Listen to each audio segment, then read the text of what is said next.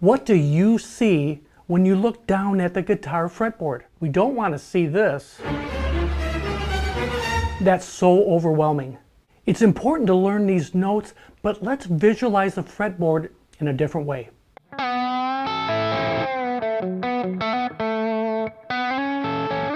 If we can look down at the fretboard and see chord shapes, we will start to play rhythm and lead guitar with confidence.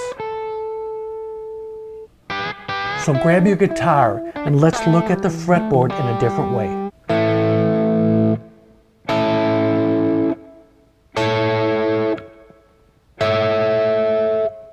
They call these inversions because the notes are changing as we move up the fret. C sharp is at the top here. The E note is on the top here. And the A note. Doesn't matter what order they're in, it's still an A chord. But to make music with these notes, we need to create some movement.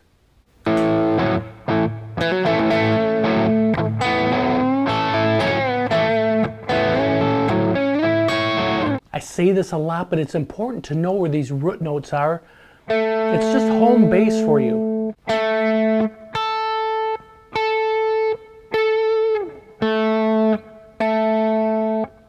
So right out of the gate, I'm just riding this A note here in the second fret of the G string. 2, 4 on the D string, and on the G string on the second fret.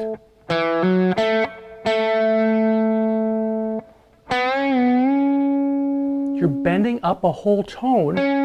So when I do that, I'm thinking of this triad shape, the one I just showed you.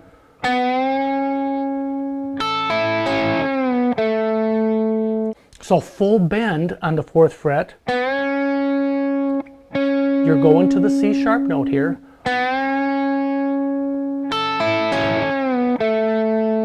So full bend. 5, 5. As it's bent, you release it. And then back to 2 for the A note. Full bend.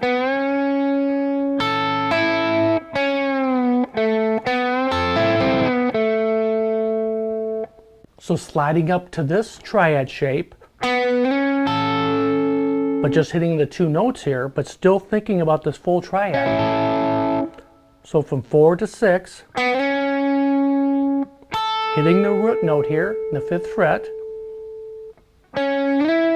sliding up to 9 and hitting 9 on the E string.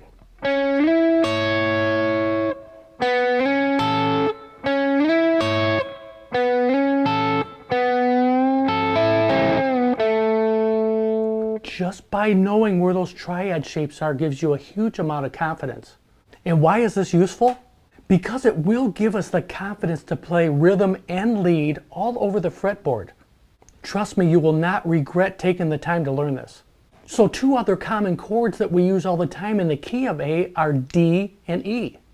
And if this lesson's helpful, hit that like button. I really do appreciate all your support.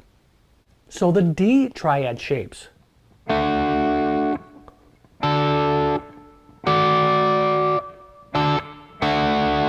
The same thing, you can use just pieces of them when you do a solo.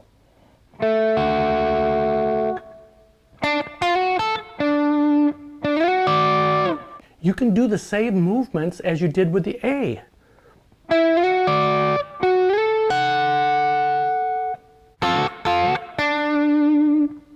From 1 to 2 on the G string to the A note, and then hitting 2 on the E string. Just a piece of this D chord here.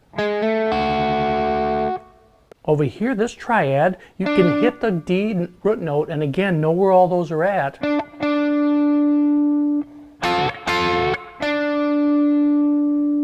So you're actually, when you do a move like that, you're using the triad. D. You're bending this a half step up.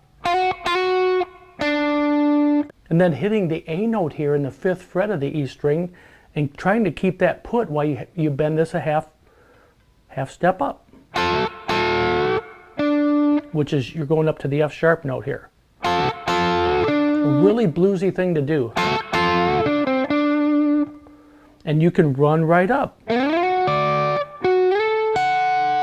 Same thing, looking at that triad I just showed you. 9 to 11. And then hitting the 10th fret here. And then from 11 to 14. And then hitting 14 on the E string. Another D shape, just the octave.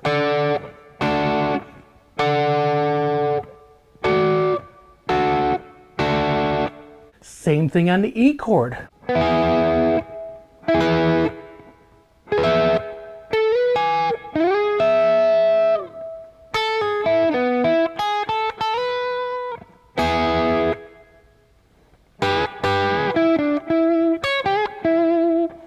Right there with that triad shape. You can do that little half bend like we did with D. You can also hit here on 9, half bend on 8, and then hitting the root note here in the 9th fret. You can do that with D. You can do it with the A chord.